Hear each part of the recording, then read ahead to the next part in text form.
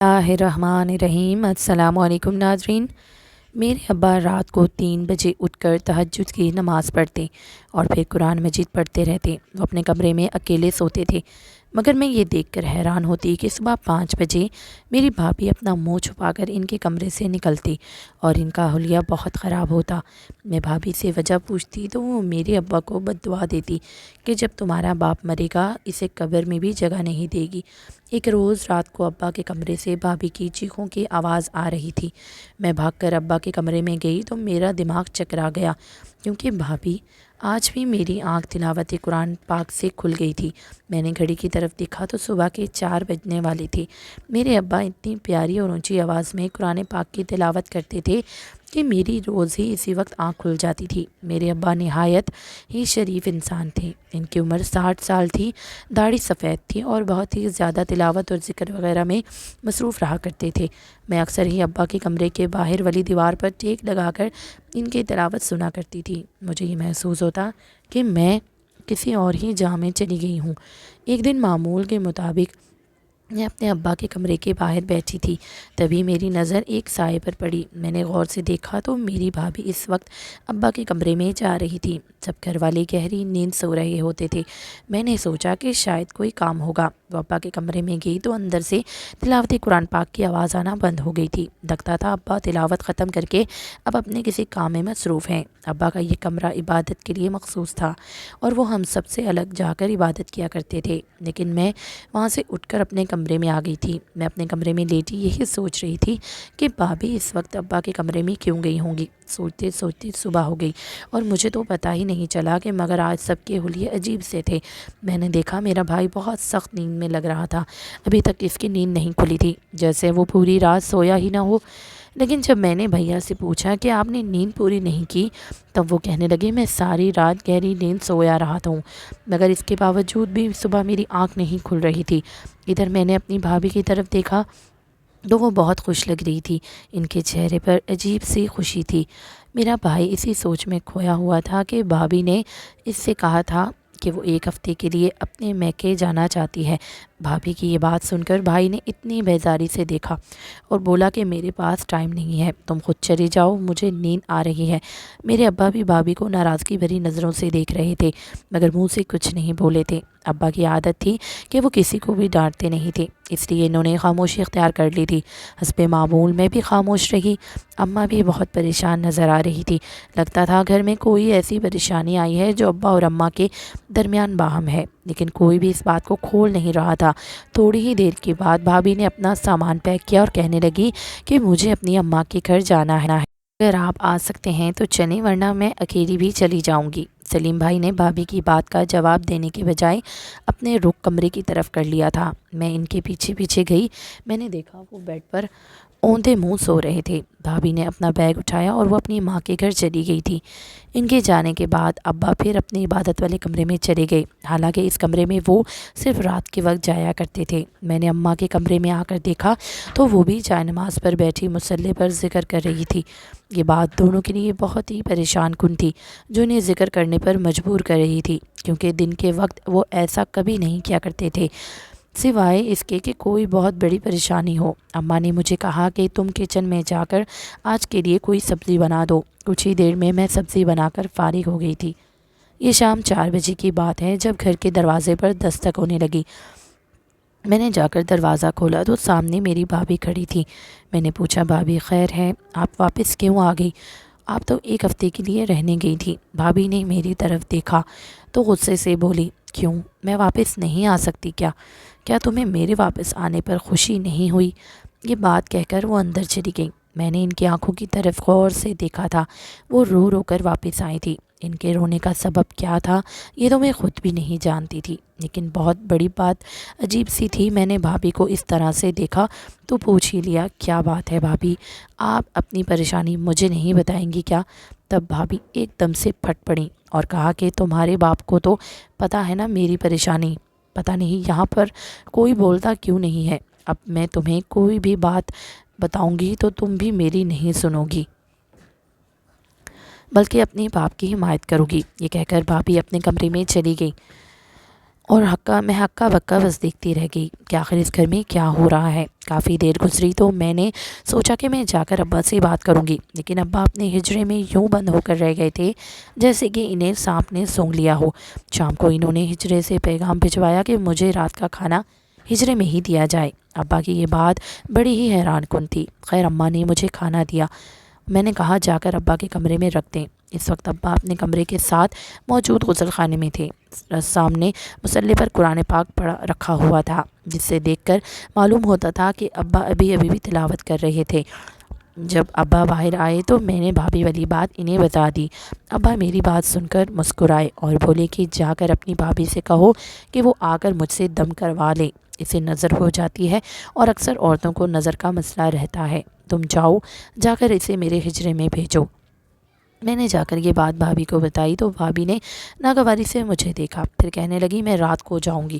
میں نے یہ بات امی کو نہیں بتائی تھی کیونکہ اتنی چھوٹی چھوٹی باتیں کرنا میرا شیوا نہیں تھا۔ رات کو ابا عشاء کی نماز پڑھ کر آئے تو بھابھی انہیں دیکھ رہی تھی۔ ابا اپنے کمرے میں گئے تو بھابھی بھی ان کے پیچھے چلی گئی تھی۔ انہیں ابا کے کمرے میں تقریباً 15 سے 20 منٹ گزر چکے تھے۔ مجھے یہ بات عجیب لگی کہ وہ اتنی دیر سے وہاں کیا کر رہی ہے۔ تقریباً آدھا گھنٹہ مزید گزرا تھا کہ میرے ابا کے کمرے سے بھابھی کے چیخنے کی آواز سنائی دی تھی۔ میں حیران ہو گئی۔ پہلے مجھے یہ لگا یہ میرا وہم ہے، لیکن پھر بھابھی کی چیخ و پکار بڑھتی ہی گئی۔ بالآخر گھر کے سب لوگ باہر آ کر صحن میں کھڑے ہو گئے۔ دیکھا تو یہ چیخیں ابا کے کمرے سے آ رہی تھی۔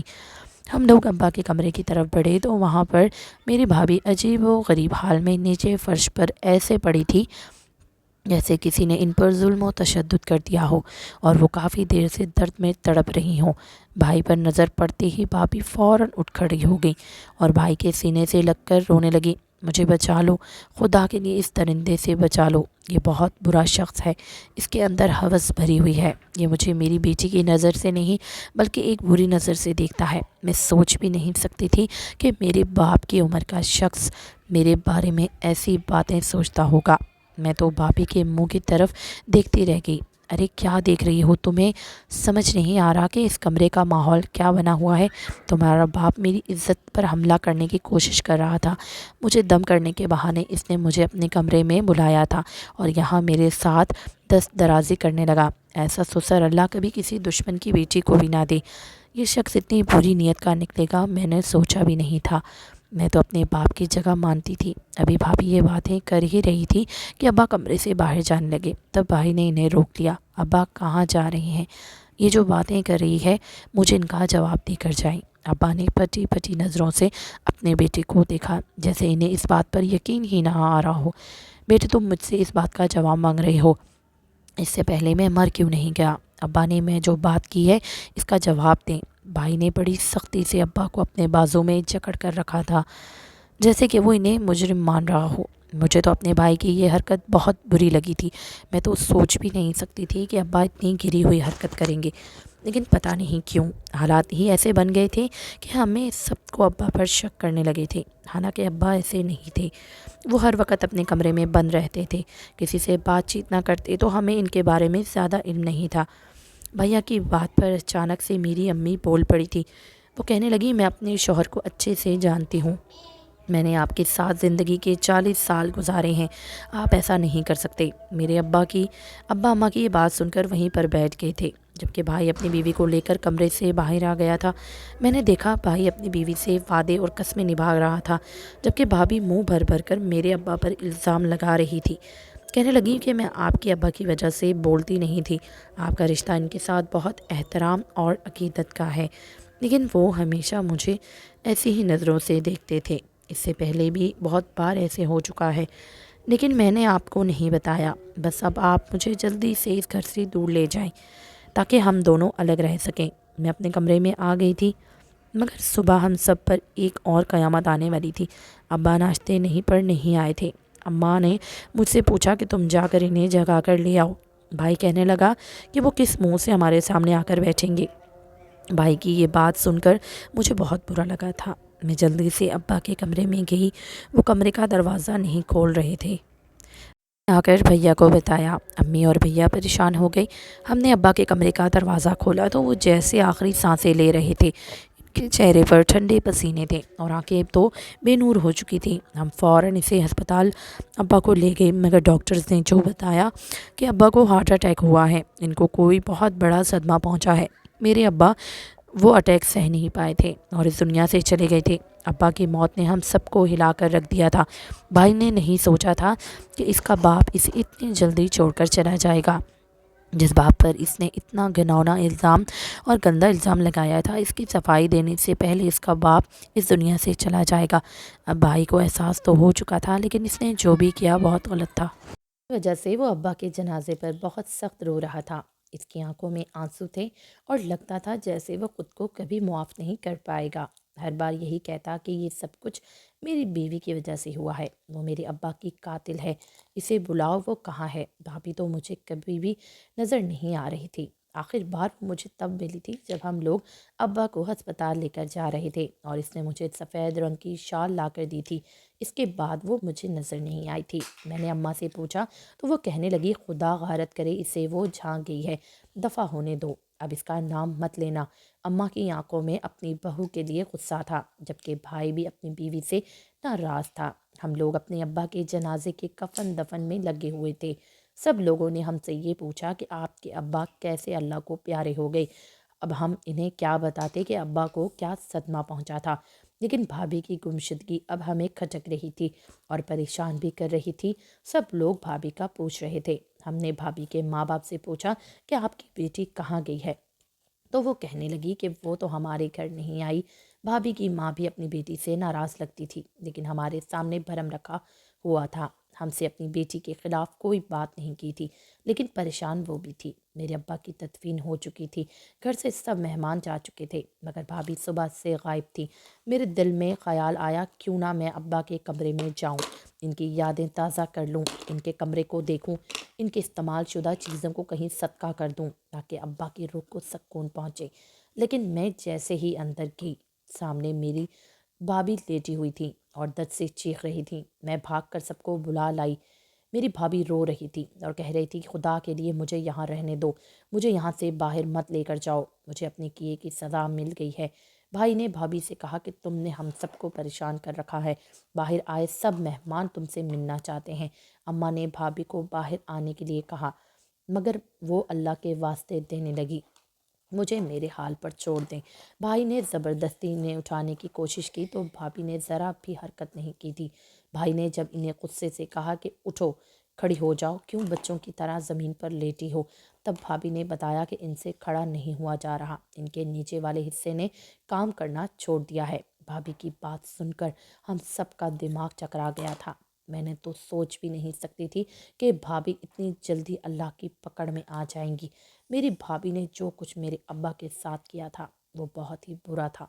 भाभी को अम्मी ने कहा कि तुम जाकर अपने शौहर के कमरे में रहो, यहाँ से निकलो, ये मेरे शौहर का कमरा है। अम्मा ने इन्हें निकाल तो दिया था।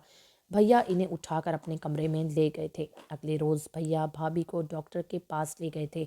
डॉक्टर ने भाभी के बहुत से टेस्ट किए, मगर सभी टेस्ट बिल्कुल ठीक आ रहे थे। अब भैया रोज़ भाभी को एक नए डॉक्टर के पास ले जाते, मगर किसी डॉक्टर को भी भाभी के मर्ज़ का पता नहीं चल रहा था। सबका कहना था कि अब ये सारी ज़िंदगी ऐसे ही चारपाई पर पड़ी रहेंगी, इनका कोई इलाज नहीं है।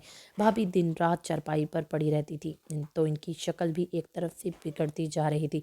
अम्मी को इन पर बहुत गुस्सा आता था। एक दिन अम्मी फट पड़ी और भैया से कहा कि इस औरत को हमारे घर से निकाल दो। अम्मी भाभी को कहने लगी कि तुमने इस घर को बहुत तबाह बर्बाद कर दिया है, खुदा के लिए अब हमारा पीछा छोड़ दो। अम्मा ने ये बात तो बोल दी, लेकिन अगली ही खबर मैंने अम्मी को चौंका दिया था। भैया ने बताया कि भाभी अब अकेली नहीं थी, इसके वजूद में एक और वजूद भी पल रहा था, जो कि इनकी ही औलाद थी, यानी कि भाभी माँ बनने वाली थी। अम्मा सर पकड़ कर रह गई। ऐ अल्लाह, तूने हमें किस आजमाइश में डाल दिया है। अम्मा की परेशानी देखने वाली थी, मगर फिर भी वो अपनी बहू के लिए रास्ते साफ करना चाहती थी। इन्होंने अपनी बहू से कह दिया कि तुम अपने कमरे में ही रहना, बाहर मत आना। मैं जाकर अपने शौहर की कब्र पर दुआ मांगूंगी, इससे मुआफ़ी मांगूंगी। तुमने अल्लाह के इस नेक बंदे पर जो घिनौना इल्ज़ाम लगाया था, ये सब ہے تمہیں اللہ کی طرف سے سزا ملی ہے۔ بھابھی نے کسی بات کا کوئی جواب نہیں دیا تھا، اور دیتی بھی کیوں، وہ اب قصوروار تھی اور انہیں اپنے کیے کی سزا ملنا ہی تھی۔ اماں نے جا کر اپنے شوہر کی قبر پر معافی مانگی، مگر قصور تو ان کا نہیں تھا۔ بھابھی کی جو شکل بگڑ چکی تھی، اس کی آنکھوں کا رخ ایسے پھرا ہوا تھا جیسے انسان کی نہیں حیوان کی آنکھیں ہوں، اور نیچے والا حصہ ختم ہو چکا تھا۔ یہ سب دیکھ کر ہمیں بہت خوف محسوس ہوتا تھا۔ اماں کے دعا کرنے سے کچھ بھی نہ ہوا تھا۔ پھر ہم لوگ ایک عالم دین کے پاس گئے۔ انہوں نے بھابھی کو دیکھا تو یہ حالت دیکھ کر کہنے لگے، بیٹا اب اس کا ایک ہی حل ہے، تم نے جو کچھ بھی کیا ہے اب ساری مخلوق کو اکٹھا کر کے بتانا ہوگا۔ ساری مخلوق کو ہم کیسا اکٹھا کریں گے؟ بھائی نے کہا تو وہ بولے، میرا مطلب ہے اس گاؤں میں جتنے لوگ ہیں سب کو اکٹھا کرنا ہوگا اور ان کے سامنے اپنا اعتراف جرم کرنا ہوگا، اور پھر رو رو کر اپنے اللہ سے معافی مانگنی ہوگی۔ ہمیں تو لگا تھا بھابھی نے صرف ابا پر الزام لگایا تھا، مگر مولوی صاحب نے جب بتایا کہ اور بھی چیزیں ہیں جن کی وجہ سے آپ کے ابا کا دل دکھا ہوا ہے، اگر یہ عورت سب کے سامنے نہیں بتائے گی تو اس کی شکل زندگی بھر یوں ہی رہے گی۔ مولوی صاحب نے استخارہ کر کے ہمیں بات تو بتا دی تھی، پر بھابھی کے لیے اس سب پر عمل کرنا بہت ہی مشکل تھا۔ بالآخر اس نے ہمت کر ہی لی تھی، کیونکہ وہ بہت اذیت میں تھی۔ اس نے بتایا کہ وہ شادی کے بعد بھی ایک لڑکے سے ملا کرتی تھی جو اس کا پرانا عاشق تھا، اور ان کے پیٹ میں جو بچہ ہے وہ اسی کا ہے۔ انہوں نے بھائی کو دھوکہ دیا تھا۔ ایک دن میرے ابا نے بھابھی کو اپنے عاشق کے ساتھ پکڑ لیا تھا۔ اب بھابھی کو ڈر تھا کہ وہ اپنے بیٹے کو سچائی بتا کر بھابھی کو طلاق دلوا دیں گے، مگر ابا نے ایسا نہیں کیا تھا۔ وہ ہر وقت اسی وجہ سے پریشان رہتے تھے، مگر بھابھی رات کو اٹھ اٹھ کر ابا کے کمرے میں جاتی اور اپنے کیے کی معافی مانگتی تھی۔ ابا نے انہیں کہا تھا کہ تم اللہ تعالیٰ سے معافی مانگو اور توبہ کر لو، پھر کبھی ایسا کام نہیں کروں گی، میں مرتے دم تک کسی کو نہیں بتاؤں گا۔ بھابھی کو پھر بھی ڈر لگا رہتا تھا کہ ابا ابھی تو چپ ہیں، اگر کسی دن انہوں نے یہ سچائی سب کو بتا دی تو ہوگا کیا۔ تبھی انہوں نے ابا پر الزام لگا دیا کہ ابا کے بعد میں بھابھی کی سچائی بتائیں تو کوئی بھی ان پر یقین نہیں کرے گا۔ اس کے بعد بھابھی رونے لگی تھی۔ بیان بھابھی کے عاشق کا سننا تھا۔ اسی وقت بھابھی کو طلاق دے دی۔ بھابھی روتی ہی رہ گئی تھی، مگر اب بھیا کو ان پر ترس نہیں آیا تھا۔ بھابھی کی ماں بھی ان سے تنگ تھی۔ وہ آئی تو تھی اپنی بیٹی کو لے کر، مگر انہوں نے اسپتال کروا دیا تھا۔ وہ اسے اپنے ساتھ نہیں رکھنا چاہتی تھی۔ آج اس بات کو 2 سال گزر گئے ہیں۔ بھابھی کو مزید بیماریاں لگ گئی تھیں جس کی وجہ سے ان کی موت ہو گئی تھی۔ میرے بھیا نے دوسری شادی کر لی تھی۔ آج حالات بہت اچھے ہو گئے ہیں۔ میرے ابا کے ساتھ بھابھی نے جو کچھ بھی کیا تھا انہیں اس کی سزا مل گئی تھی۔